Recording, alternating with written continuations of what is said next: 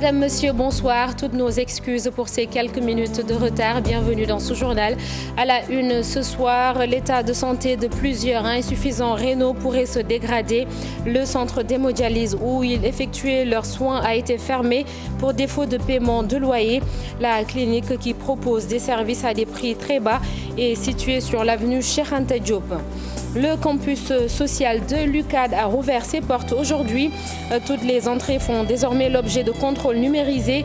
Le COUD a pris de nouvelles mesures pour renforcer la sécurité. Au même moment, l'université Gaston Berger de Saint-Louis prépare l'accueil des étudiants prévu demain. Et puis, comment limiter les déclarations de candidature à tout va à l'approche des élections locales? Certains plaident pour la tenue de primaires au sein des partis ou l'application d'une discipline stricte. Ces multitudes de déclarations créent parfois des tensions. Ce dimanche, deuxième jour du FESPACO, nous vous parlons du MICA, marché international du cinéma africain et de la télévision, un espace dédié aux acheteurs et vendeurs de productions cinématographiques.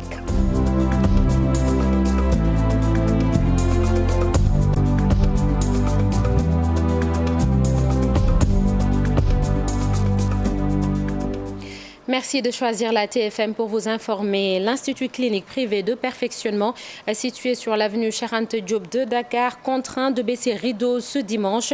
L'établissement dédié aux insuffisants rénaux fait l'objet d'une expulsion suite à une décision de justice pour cause d'arriérés de loyer. La vie d'une dizaine de patients est menacée à cause de cette situation. Tout ce que souhaitent les responsables du centre, c'est un délai supplémentaire pour pouvoir éponger la dette. Le reportage de Fatou Kinedem et Diafaraba. C'est un jour pas comme les autres pour les responsables du centre clinique privé de perfectionnement et les patients des hémodialysés pour la plupart. Pour cause, ils ont été expulsés. Le bâtiment fermé, le matériel exposé à l'air libre sur l'avenue Cheikh Anta Diop. Ils ont reçu la visite d'un huissier de justice. Nous lui devons des arriérés de loyer que nous sommes en phase avec le ministère de la Santé pour pouvoir lui payer ses reliquats. Donc, pour notre désolation, ce qui nous inquiète, nous, en tant que responsables, c'est la vie de ces malades qui, dès demain, ils sont déjà programmés pour leur séance de dialyse. Sachant que cette maladie, si un patient saute une séance de dialyse, peut coûter la vie. Samba Fall, désemparé, regard hagard, fait partie de ces insuffisants rénaux qui faisaient leur séance de dialyse à l'ICPF. C'est la seule structure en fait qui fait des réductions. Ailleurs, partout ailleurs, on est obligé de payer 65 000. Là, on nous a fait la réduction jusqu'à 25 000 francs. Mais l'urgence de la situation, c'est de tout faire pour ne pas fermer cette structure. Parce que c'est fermé, ça, ne serait-ce que pendant 24 heures, ce sera pour mettre en danger la vie de dizaines de patients. Le responsable du centre reconnaît avoir des arriérés de loyer, mais compte sur la compréhension du propriétaire. Nous lançons un appel au propriétaire de la maison. Nous sommes animés de bonne volonté de lui payer ses arriérés. Ce que nous demandons, c'est de nous donner le temps nécessaire pour pouvoir lui payer tout ce que nous devons et de nous laisser tranquillement faire notre travail et continuer à aider et accompagner le ministère de la Santé sur la lutte de cette pathologie. Une situation qui met en danger la vie de ces hémodialysés dans l'attente d'une solution à l'amiable entre le responsable de l'ICPF et le propriétaire de la maison.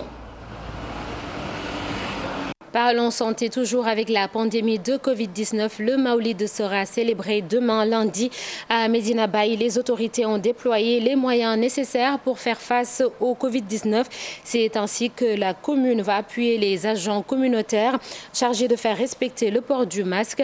Des opérations de saupoudrage sont également prévues sur plusieurs sites. Kaolack, Pambay Diao et Faligay. Malgré la tendance baissière des cas de Covid-19, toutes les dispositions sont prises pour éviter toute contamination liée à la pandémie. Les agents communautaires sont déployés pour sensibiliser les fidèles. Nous accompagnons les autres structures qui travaillent parallèlement, comme les agents communautaires de santé, qui vont s'installer au niveau de Medina Baye, mais au niveau de Sam, un peu dans quelques quartiers, pour pouvoir sensibiliser sur la Covid. La Covid est toujours là. Donc la sensibilisation va se faire pour que les gens puissent respecter les gestes barrières. Et dans ce domaine-là aussi, la mairie est en étroite collaboration avec ces agents communautaires de santé. En cette période où les eaux stagnent partout, des opérations de saupoudrage et de remblayage des zones inondées ont été organisées par la commune. D'abord, dans le cadre de l'assainissement, la mairie contribue par l'accompagnement, par la mise à disposition de camions de vidange des fosses septiques.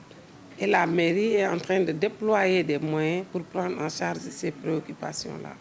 Cela nous a permis de mettre à disposition à ce jour 86 charges de sable dans les différents quartiers, mais plus précisément à Médina.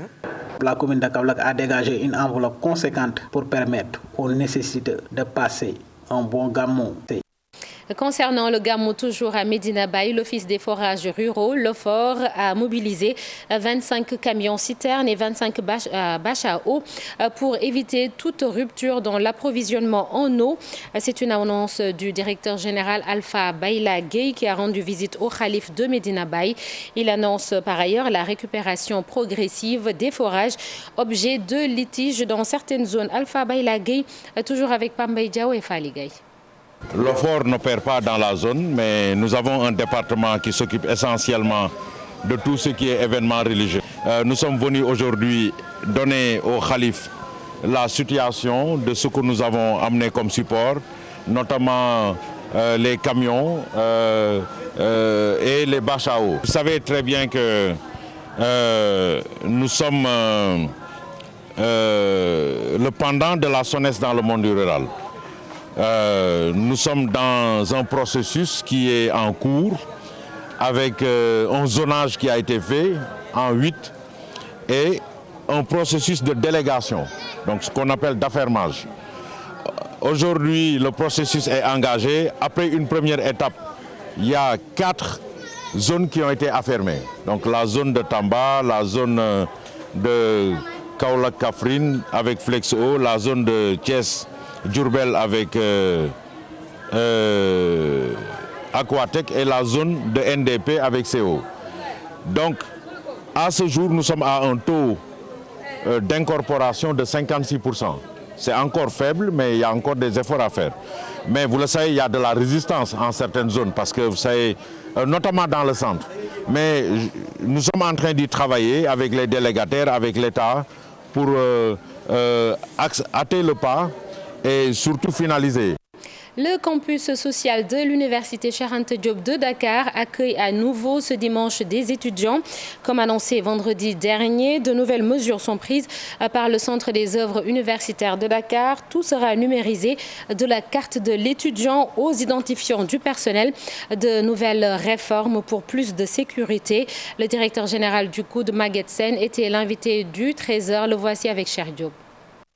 Nous-mêmes, autorités du COUD, nous sommes en train de faire beaucoup d'aménagements et d'investissements dans l'amélioration du cadre de vie par des espaces verts, par des pavages et par l'augmentation de la fourniture en eau potable, les procédures qui ont trait à la codification. C'est pourquoi nous avons entamé une réforme consistant à mettre en place une plateforme numérique qui permet de faire les codifications en ligne et de mettre en avant des critères d'excellence à hauteur de 110%. Nous avons pensé mettre en place une plateforme qui permet de contrôler les accès. Les étudiants vont être contrôlés à partir de leur carte. Donc je lance un appel à tous les étudiants en venant à l'université d'amener leur carte parce que leurs cartes vont être activées parce qu'il y a une puce dans la carte de chaque étudiant qui va être activée et qui permet d'avoir toutes les données sur l'étudiant. Pour les travailleurs, on est en train de faire des cartes professionnelles. Maintenant, en dehors de ces deux catégories, toute autre personne qui va accéder à l'université va être considérée comme visiteur. On l'a fait pour qu'il y ait la paix sociale au sein du campus universitaire, pour que l'on ait une maîtrise sur ce qui se passe dans l'espace universitaire.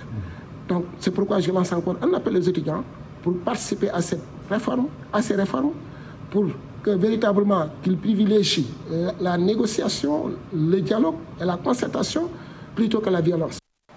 C'est le Centre de ressources de l'environnement numérique de travail qui a créé la plateforme numérisée. L'enrôlement se fera sur le campus social et sur le campus pédagogique. Fatou Bintou Conté et Amadouba ont rencontré les informaticiens de l'ESP, créateurs du logiciel. Désormais, toutes les entrées vont être filtrées au niveau des accès à l'enceinte universitaire. Une initiative du recteur qui a toujours cru que le numérique est la seule solution au problème de l'UCAD. Aujourd'hui, la procédure d'inscription des étudiants est totalement numérisée, mais aussi il est conscient d'une chose, et c'est hyper important, il est conscient que les solutions aux problèmes de l'UCAD peuvent venir de n'importe où dans l'UCAD. Voilà. Aujourd'hui, il a mis un environnement qui permet à tous les informaticiens de l'université de s'exprimer, de réfléchir et de proposer des solutions pour l'université. C'est ainsi que pour les universités plus sécurisées, les étudiants vont se présenter avec des identifiants numériques. On a une plateforme avec des dispositifs dédiés qui permet de pouvoir relier les étudiants, les cartes physiques des étudiants avec les bases de données de la direction de l'informatique et des systèmes d'information de l'université. Donc aujourd'hui, quel que soit l'étudiant qu'on a, on peut l'enrôler dans le système et faire un contrôle à l'entrée. Un processus d'enrôlement situé dans les entrées des campus social et pédagogiques. Donc c'est rapide, une fois que j'ai passé la carte d'étudiant, ça me demande de saisir le numéro. Donc je saisis le numéro de l'étudiant que je vais saisir. Donc je vais saisir le numéro, donc 2017 07. Donc dès que j'ai saisi le numéro d'étudiant, vous voyez bien, donc l'application permet d'aller directement vers les bases de données de la DISI et du coup maintenant on retrouve les informations concernant l'étudiant. Donc désormais cette carte d'étudiant-là est reliée via ce lecteur-là aux bases de données de la DISI. Donc l'étudiant est maintenant dans le système parce que sa carte est reliée. Même les véhicules entrant à l'université sont concernés. Tous les véhicules qui sont habilités à rentrer dans l'université, on a mis des macarons connectés. Donc c'est des macarons avec une technologie nouvelle. Avec des systèmes de macarons pour la gestion de l'accès de ces véhicules au sein de l'UCAD. Des macarons personnalisés pour la gestion de l'accès des véhicules au sein de l'UCAD. Tout membre de l'UCAD aura droit à un macaron muni d'un code QR unique. Cette solution est offerte gracieusement à l'UCAD par le CRENT, le Centre de ressources de l'environnement numérique de travail de l'École supérieure polytechnique, qui compte développer d'autres services tels que les e-santé où les étudiants peuvent utiliser leur carte pour se faire soigner. Demain, lundi, ce sera au tour de l'Université Gaston Berger de Saint-Louis d'ouvrir ses portes. Le directeur du Centre régional des œuvres universitaires de Saint-Louis assure que la date sera bien respectée et toutes les prestations seront fournies aux étudiants, cela malgré les 2 milliards de dettes que réclament les repreneurs des restaurants. Papi Brahima Faye, DG du CROUS avec Ousseynou Diop. Les universités, en tout cas l'Université de Saint-Louis ouvrira ses portes. Il y a eu des difficultés liées à l'endettement des repreneurs des restaurants universitaires. L'Université de Saint-Louis a une particularité en dehors des autres universités qui existent au Sénégal qui peuvent fonctionner sans leur campus social. L'Université de Saint-Louis n'a jamais fonctionné sans son campus social. Et qui dit campus social, ce sont en tout cas les prestations liées à la restauration, à l'hébergement, au service médical et aux activités sportives et culturelles. Toutes les prestations sont prêtes, seulement donc, il y a des difficultés au niveau des restaurants universitaires et les autorités en tout cas de l'État du Sénégal sont en train de régler ce problème. À Fatick, le niveau des élèves de l'élémentaire en lecture a connu un grand bond ces 4 dernières années, plus de 54%. L'ONG Femmes Plus de Sokone, à travers son projet USAID Nos enfants lisent, a misé sur les langues nationales en impliquant les parents d'élèves pour faciliter l'apprentissage de la lecture. En ce début d'année scolaire, une rencontre s'est tenue à Foundiougne pour évaluer ce projet. Aminata Goudjabi et Abdou Karim Bey dans la région de Fatick. USAID Nos enfants lisent est un projet mis en œuvre dans la région de Fatick depuis 2018. Il mise sur les langues nationales pour permettre aux parents d'élèves, même analphabètes, de s'impliquer dans l'enseignement de la lecture aux élèves de l'élémentaire. Les résultats escomptés ont été atteints. Au niveau des parents d'abord, avec notre étude de référence au début du projet, on était à moins 10% d'engagement parental. Aujourd'hui, nous sommes à 47%. Au niveau également des résultats des enfants, au démarrage du projet, nous étions à 21 41,6%. Et aujourd'hui, nous sommes à 54,6%. Ça fait un bond de 41,1 points. Plusieurs activités menées dans les IEF de Diofior, Fatick, Foundiougne et Gossas ont abouti à ces performances. Nous avons formé des relais d'abord communautaires, ce sont nos acteurs de terrain. Nous avons formé les comités de gestion des écoles. Nous avons également formé les parents d'élèves. Nous avons installé des coins de lecture dans les écoles où nous intervenons. Le projet USAID Nos enfants lisent prend fin en janvier 2022. L'ONG Femme Plus travaille à la pérennisation des acquis. Une plateforme régionale a d'ailleurs été créée. Nous avons déjà mis en place une plateforme au niveau de chaque IEF et vous avez suivi l'engagement des autorités qui étaient présentes ici. Et on va, nous, à notre tour, mettre en place des plans d'action budgétisés. Le comité départemental de développement de Foundiougne a tenu une rencontre pour sensibiliser davantage les acteurs et surtout les parents d'élèves à l'importance de l'apprentissage de la lecture dans le cursus des enfants. Retour ici à Dakar en prélude à la fête de la Toussaint prévue le 1er novembre. Le comité de gestion des cimetières chrétiens a démarré ses activités de désherbage à Saint-Lazare. Jeunes et adultes chrétiens comme musulmans se sont donné la main pour nettoyer le lieu, un acte fort qui constitue le symbole de la fraternité et de la cohésion entre les deux communautés. Al-Hassan Ba et Diafaraba. Les images montrent à quel point il faut accélérer le travail, mais ils sont déterminés. Tout ça, c'est dans 2 semaines.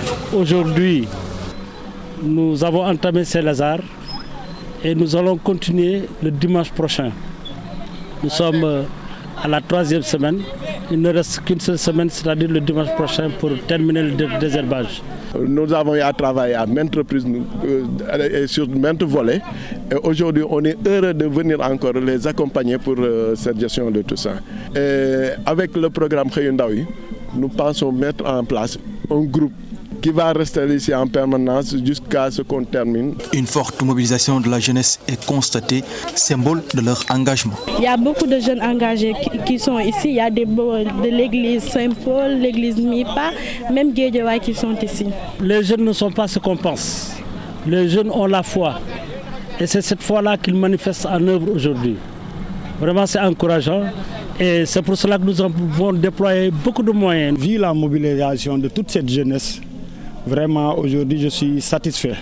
Et de dire que, comme on va vers une fête de Toussaint et une fête des morts, quand on nettoie nos maisons, nettoie nos rues, autant nettoyer nos cimetières parce qu'on va venir ici prier pour nos défunts qui sont partis.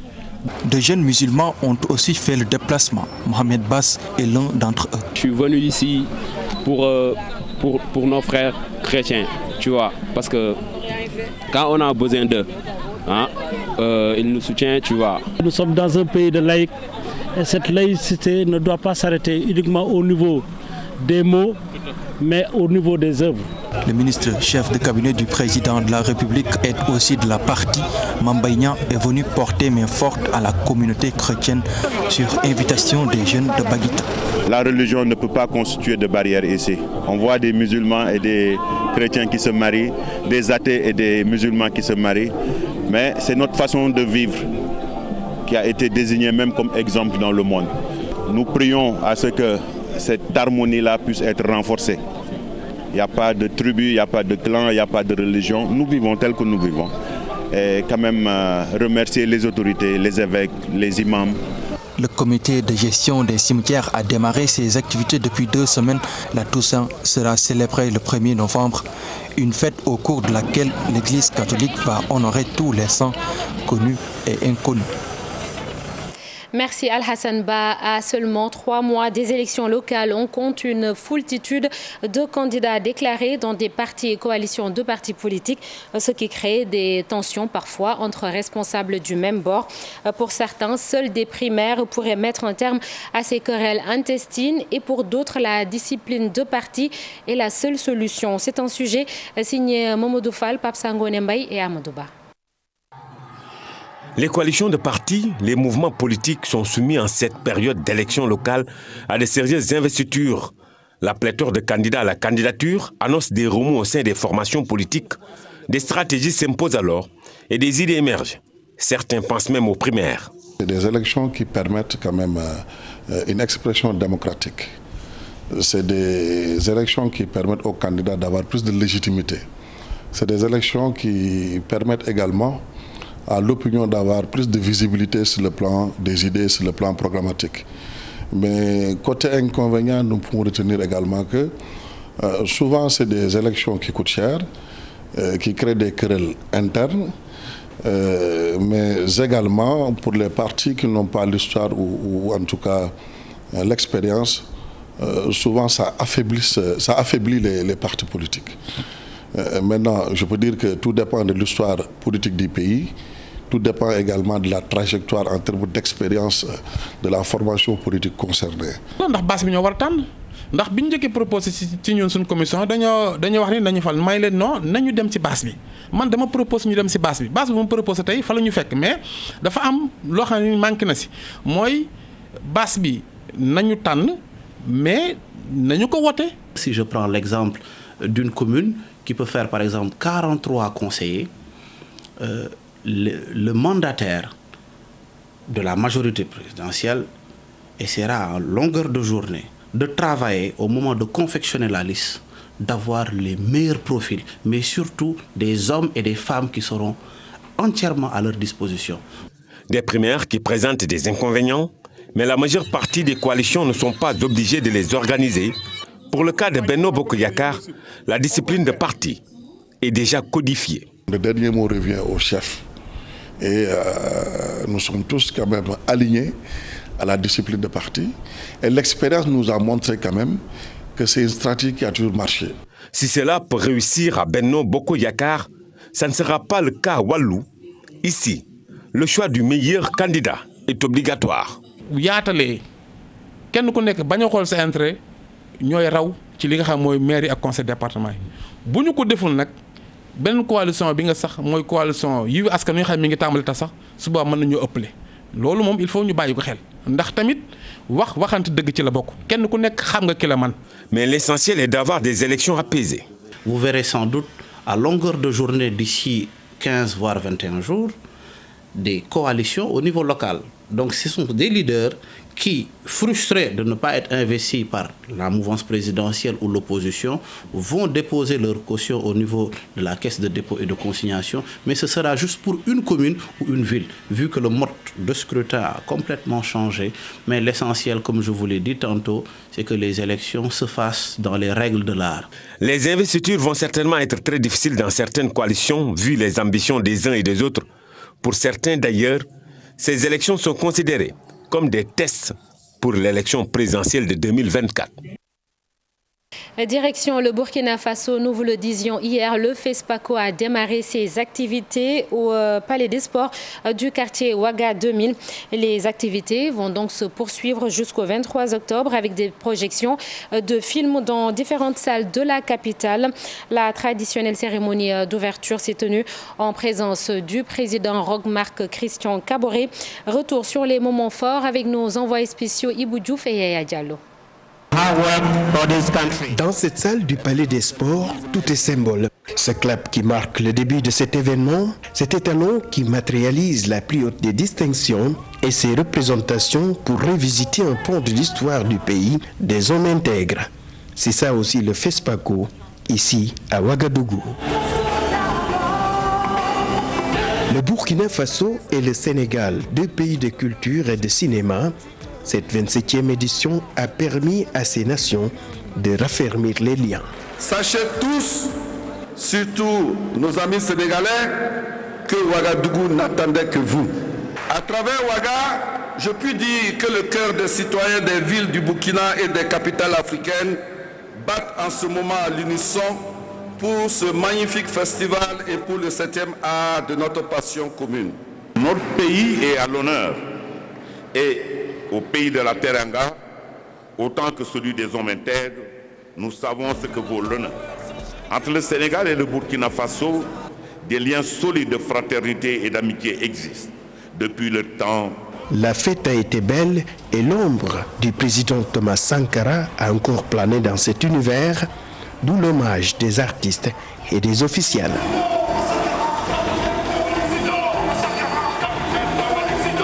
Permettez-moi d'avoir une pensée pieuse pour le capitaine Isidore Noël Thomas Sankara, père de la révolution burkinabé. Faso, Monsieur le Premier ministre, m'incliner devant la mémoire de tous les cinéastes, les actrices, les acteurs du monde du cinéma et tous les techniciens qui se sont endormis au moment où on avait le plus besoin d'eux. Clap de départ. C'est donc parti pour une semaine de cinéma, mais aussi de spectacles, d'échanges. Place aux projections en attendant le 23 octobre pour le Graal.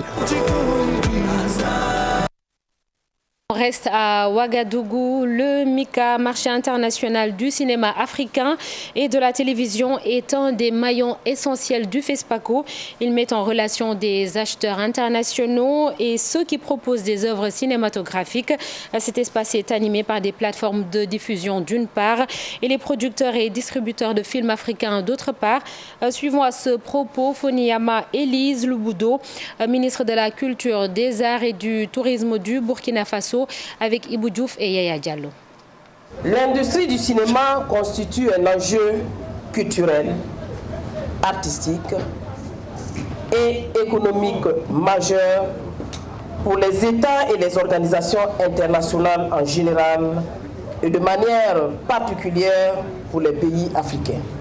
L'entrée en vigueur de la charte de la renaissance culturelle et l'engouement des États africains pour la ratification de la Convention sur la protection et la promotion de la diversité des expressions culturelles de 2005 ne sont pas un fait du hasard, mais bien évidemment une volonté de soutenir les politiques et stratégies de développement des contenus africains. Les industries du cinéma et de l'audiovisuel sont une priorité au regard de l'intérêt grandissant accordé à la chaîne de valeur du secteur à travers l'institutionnalisation du FESPACO professionnel.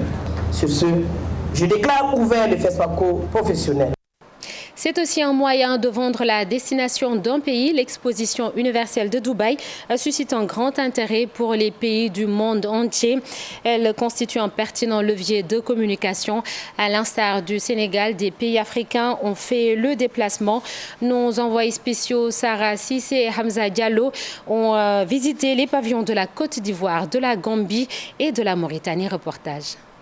Côte d'Ivoire, Mauritanie, Gambie, nombreux sont les pays africains qui ont répondu présents à l'Expo universelle de Dubaï.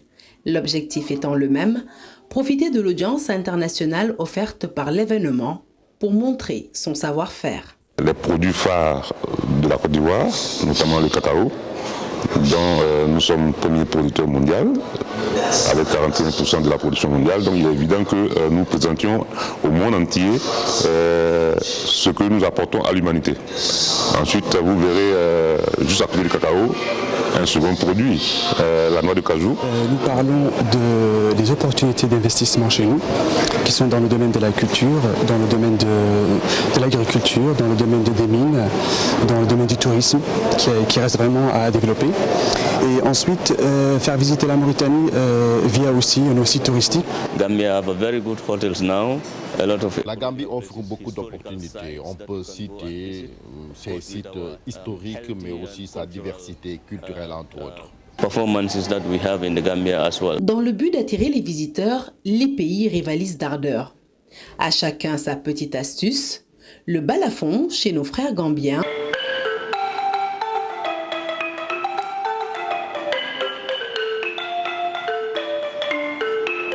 Le thé chez nos voisins mauritaniens.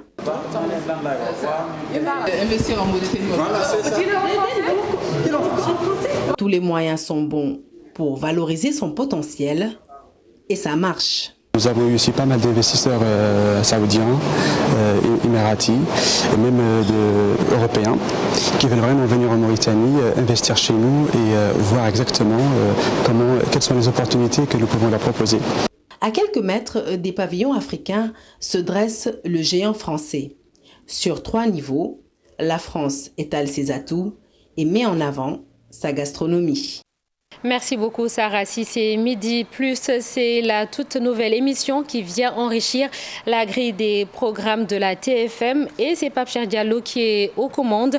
Midi Plus en magazine qui joint l'utile à l'agréable et qui constitue une vitrine pour les jeunes entrepreneurs. Thiorombar Ndiaye. Entrer au maximum avant d'affronter les feux. Pendant ce temps, il marche, sourit aux uns, des salam alek à d'autres. Pape Cheikh Diallo retrouve sa maison. La TFM, après une pause de quelques semaines, c'est sa rentrée.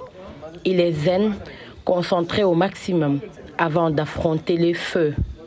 Pendant ce temps, des gens de l'ombre, régisseurs, commerciaux, réalisateurs et agents de la programmation sont au taquet.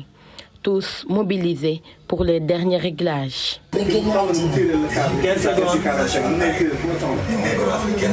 Midi Plus, c'est le nouveau bébé que Pape Cheikh Diallo va chouchouter aux téléspectateurs de la TFM. Un magazine qui joint l'utile à l'agréable, le rire et le sérieux. Alors Midi Plus, c'est une quotidienne que l'on propose déjà depuis 2-3 jours sur Télévision Futur Média. Donc dans le souci de bien accompagner les téléspectateurs à l'heure de la pause, la direction m'a demandé de proposer un concept qui pourrait allier l'utile à l'agréable, comme je le fais tout le temps. Alors après 8 ans de Yeewu Leen, on a trouvé aussi, on s'est dit l'idéal serait de changer un peu.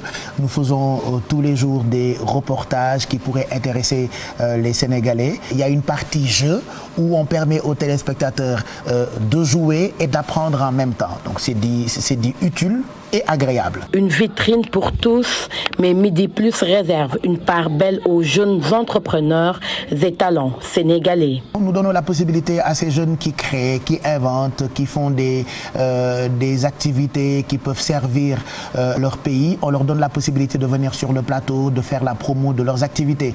Par exemple, pour les premiers numéros, on a reçu par exemple pour la première émission un jeune qui a créé un détecteur de somnolence. Donc il y a tellement de jeunes comme lui qui sont des génies, qui créent vraiment des choses qui sont intéressantes. Malheureusement, on ne parle pas souvent d'eux dans les programmes télé. Donc on s'est dit, en plus des informations et du divertissement que je fais, faudrait qu'on donne la possibilité à ces jeunes-là de venir faire la promo de ce qu'ils font. Déjà 3 numéros pour cette première semaine de Midi Plus. Pape Cheikh Diallo, qui promet beaucoup de surprises aux téléspectateurs, donne rendez-vous la semaine prochaine. Midi Plus que vous pourrez suivre du lundi au vendredi et c'est la fin de ce journal. Merci d'avoir été avec nous. Avant de nous quitter, sachez qu'en sport, pour la finale de la Coupe du Sénégal, basketball, l'AS Douane a battu la Jeanne d'Arc 72-71 points. C'est donc l'AS Douane qui remporte cette finale. Rendez-vous demain. Excellente semaine. Bon dimanche à tous. Au revoir.